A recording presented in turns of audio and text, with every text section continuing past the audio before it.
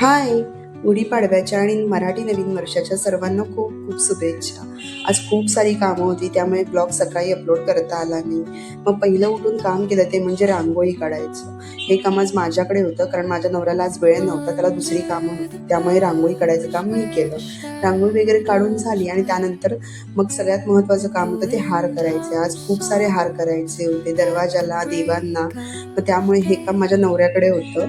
तो मोबाईलमध्ये बघून छान असं तोरण बनवत होता. त्याने खूप मस्त तोरण बनवलं होतं आणि खूपच उशीर झाला होता आम्हाला, त्यामुळे मग मी पण थोडा वेळ त्याला मदत म्हणून हार करायला बसले होते. मी 1-2च केले, बाकी सगळे हार त्यानेच केले. मग हार वगैरे आटपलं आणि त्यानंतर मग देवपूजेची तयारी केली. मग देवपूजा वगैरे माझ्या नवऱ्यानेच केली होती. मग देवाची पूजा वगैरे झाली, स्वामींना वगैरे हार वगैरे घातले आणि त्यानंतर मग आम्ही आमच्या तयारीला लागलो, कारण आज शेजारच्या काकींकडे गुढी उभारायची होती. मग आज साडी नेसले होते. साडी नेसल्यावर थोडंसं फोटोशूट, मग ते झालं आणि त्यानंतर आम्ही शेजारी काकींकडे गेलो. तिकडे जाऊन गुढीची पूजा वगैरे केली. लाडोबाला पण घेऊन गेलो होतो, आम्ही सगळेच तिकडे गेलो होतो.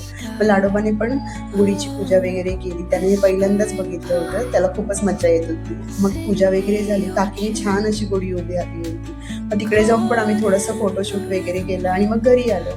घरी येऊन लगेच जेवणाची तयारी, कारण आज खूपच उशीर झाला होता सगळ्याच कामांना, त्यामुळे आज मी कोणताच व्हिडिओ शूट नाही केला. मग आज गोडाधोडाचं जेवण होतं, आज पुरणपोळीचा बेत होता.